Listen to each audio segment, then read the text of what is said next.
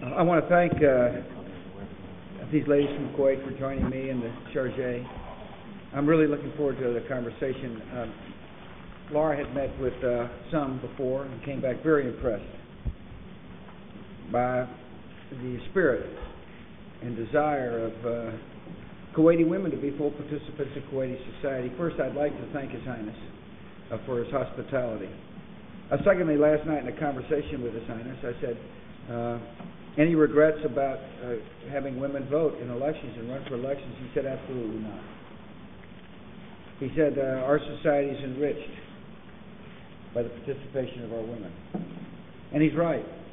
All societies are enriched by the participation of women.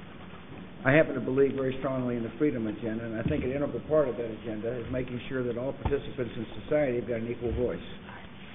And one of the interesting, I think when people look back at the history of the Middle East and the history of the world, it's going to be women who help lead the freedom agenda.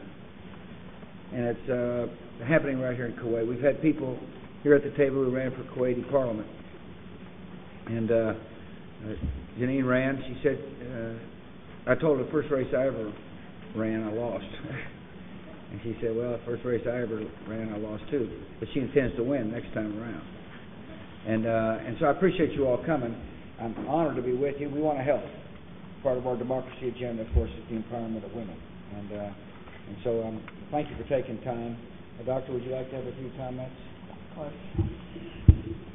First of all, we'd like to welcome you, Mr. President. As you probably watched our media this morning, the media said it. We are saying it from the deep of our hearts. Welcome, Mr. President.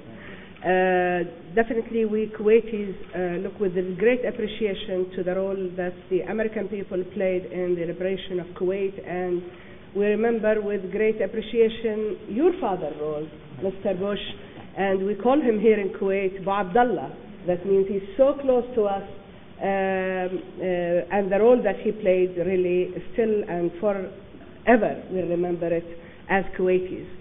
And looking to the domestic issues in Kuwait, and especially the freedom that we are enjoying, looking to this group of ladies that are gathered totally by the embassy.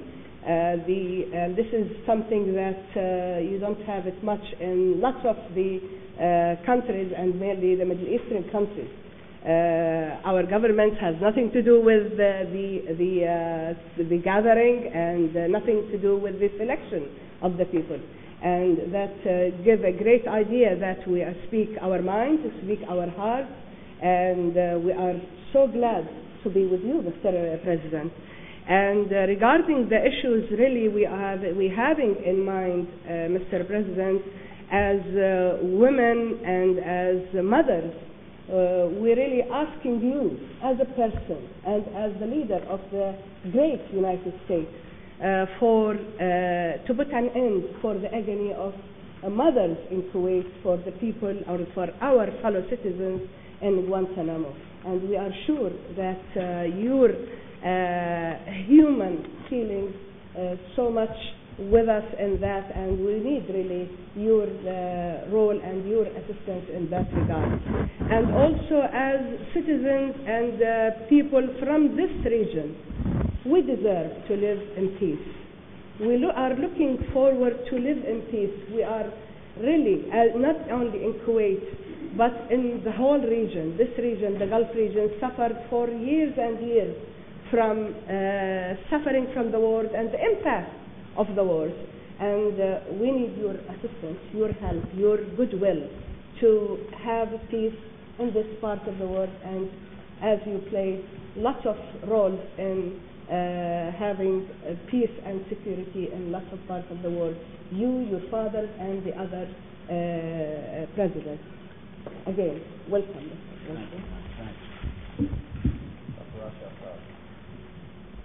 Welcome, Mr. President, Secretary Rice. It's such a great pleasure to have you in our country, in Kuwait. As you can see, we're doing our best to create a winter climate, cool weather for you.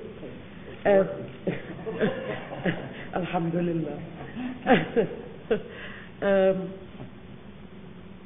democracy, women's empowerment, women as agents for social change. It goes without saying, Mr. President, that democracy and the acceleration of the process of democracy is not a package that can be imported from one given country to another. It's not something that can be simply formatted or embedded into a given country. Democracy is something that at the grassroots level stems from the people, and it's by the people and for the people. And it goes also without saying that in all societies there are torchbearers, there are leaders, whether they be men or women, who will carry these aspirations at the grassroots level.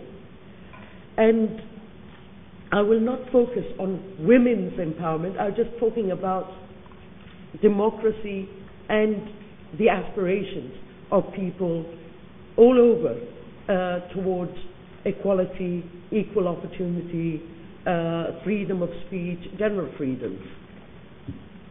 I would like to focus, Mr. President, Secretary, on the role of education and how education from the Latin ex ducere, to lead out from darkness into light, to lead out from the schoolroom into the society at large.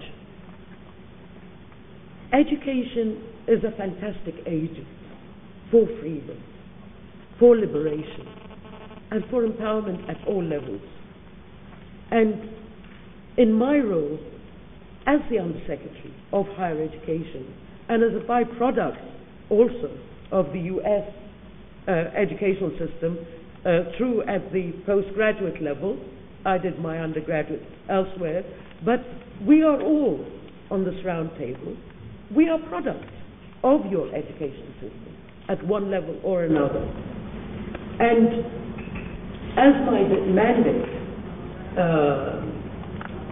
entails, are looking after thousands of students who have the privilege of studying in your country. We have witnessed in Kuwait generation after generation of leaders who are the products of US educational system and who have been forces of social, political, and change at all levels in Kuwait.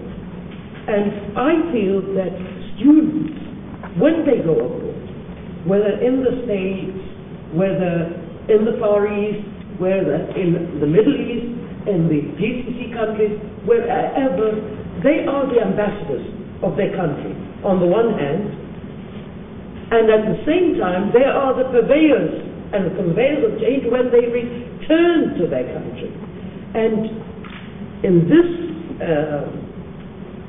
this matter, they act as great agents and as agents of cross-fertilization between various cultures, differing languages, modes of thinking, modes of speaking also, and they, in this sense, can create the change.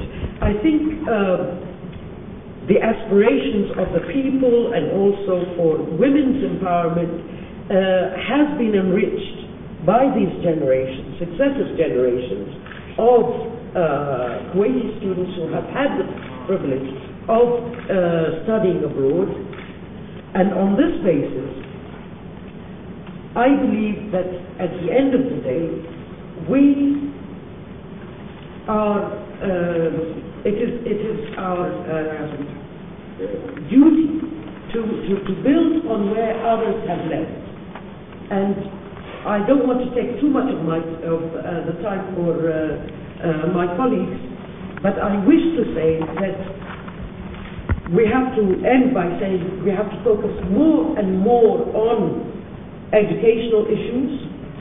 I can proudly announce that from 350 overseas scholarship students. Effective next year, the academic year 2008-2009, from 350 we have not only doubled, we have made the number 1,500 overseas scholarship students. The last point I wish to make is that not only on the student level, but also on the more academic level, research level, Kuwait is very proud to be a strategic ally of the United States out of NATO. And on these issues, strategic issues regarding health, regarding education, regarding security, regarding a plethora of issues, there needs to be also combined research among the academics, among the researchers. If you have an American researcher doing research on this region, whether in Kuwait, the Gulf region, Middle East, or whatever, and he or she is in his office or her office in Boston or in Texas or in Washington or in California somewhere, and is doing it on his own, he's seeing with one focus. But if he can combine and link up with researchers in Kuwait on such issues related to our country or perhaps your country, on these vital issues, education, health, security, economy, and so on, there can be, and I wish that in the future we can put that as a priority in our future strategic plans. Thank you very much for giving us the opportunity to work with you, Mr. President. Thank you.